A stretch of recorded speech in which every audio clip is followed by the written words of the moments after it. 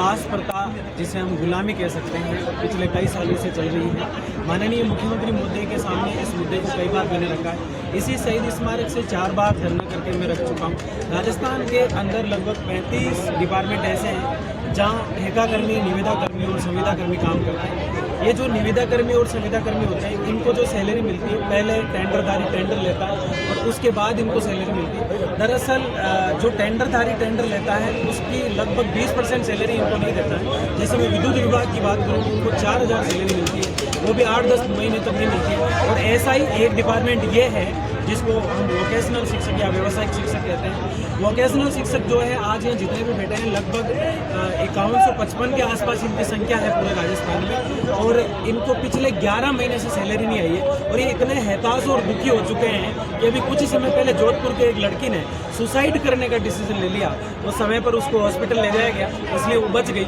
और ये प्रत्येक बेटी बैठा है, इनसे आप पूछेंगे तो इनके विचार में इस तरह के ही विचार आते हैं दिमाग के अंदर कि क्यों ना मैं अब करूँ, क्या समझ में नहीं आ रहा है। क्योंकि माननीय मुख्यमंत्री मोदी के सामने भी इस मुद्दे को रखा, वो इस बात को समझ ही नहीं पाते कि ये मुद्दा क्या है। अगर वो 10 मिनट इस मुद्दे को देते और अच्छे से समझ ले तो ये सिर्फ 10 मिनट का काम है। कई बार उनके सामने इस बात को उनको समझाया भी है। और आज जैसे ये बैठे हैं इस 45 डिग्री तापमान के अंदर, दरअसल राजस्थान के अंदर एक ठेका प्रथा नाम की एक दास और गुलामी है, जिसके अंदर टेंडरधारी जो होता है वो सरकार से पहले टेंडर लेता है और उसके बाद टेंडर में जैसे उसने प्रति व्यक्ति की जो सैलरी है वो 20-30 हज़ार के हिसाब से ली, जबकि उसको देता है 5 या 7 हज़ार 10 हज़ार रुपये। यानी कि राजस्थान में आज वोकेशनल की अगर हम बात करें तो सबसे ज़्यादा शिक्षित वोकेशनल और सबसे ज़्यादा पीड़ित वोकेशनल। इसके अलावा भी राजस्थान में ऐसे कई डिपार्टमेंट हैं, जैसे विद्युत विभाग की बात करें तो 4000 सैलरी मिलती है और वो भी 8-8, 10-10 महीने तक मिलती नहीं है। इसको लेकर मैं लगातार प्रयास कर रहा था। इसी दौरान अभी कार्मिक विभाग ने जो है इस काम को प्रशासनिक विभाग से अपने हाथ में लिया है और अब ये कार्य जो है कार्मिक विभाग देख रहा है RLHSC का। कार्मिक विभाग के तहत ये देखा जा रहा है कि राजस्थान के अंदर अभी तक ये देखने में लगा रहे हैं वो समय कि राजस्थान के अंदर ये कर्मचारी है कितने।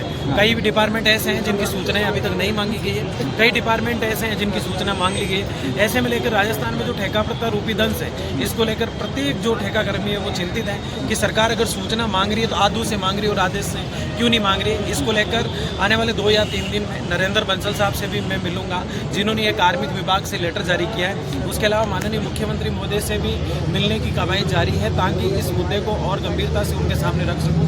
ठेका प्रथा एक बहुत बड़ी दास्ता और गुलामी, इसको लेकर कई राजस्थान में कहाँ समस्या रही थी सरकार में? राजस्थान के अंदर अगर माननीय मुख्यमंत्री इस बात को समझ जाए कि वास्तव में ये चीज़ें कई जगह हो चुकी हैं और डेफिनेटली ये होने लायक है, क्योंकि अगर कई स्टेट जहाँ बीजेपी की सरकार है वो अगर ये लागू कर सकती है तो राजस्थान सरकार क्यों नहीं कर सकती। बस देरी इस बात ये कि माननीय मुख्यमंत्री ने वो समय नहीं दिया जिससे इस मुद्दे को वो समझ सके।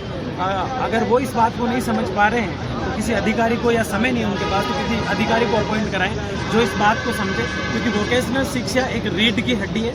आज ये वोकेशनल शिक्षक जो हैं वो बच्चों को व्यावसायिक शिक्षा देते हैं, लेकिन इनका खुद का जो फ्यूचर है वो सरकार ने खराब कर रखा है। 11-11 महीने तक आज सैलरी नहीं आती। ये 1 नहीं, 2 नहीं, 1000 नहीं, 2000 नहीं, ये लगभग 5000 प्लस लोग हैं। जो युवा मित्रों की जो हालत हुई थी उससे भी दुर्भर हालत जो इनकी इस समय में दिख रही है। और अगर इसका समय पर संज्ञान नहीं लेते हैं, कई जगह आत्महत्या जैसी घटनाएं भी देख रहे हैं। ये बहुत ही सेंसिटिव मुद्दा है, सरकार को जल्दी से इस पर संज्ञान लेना चाहिए।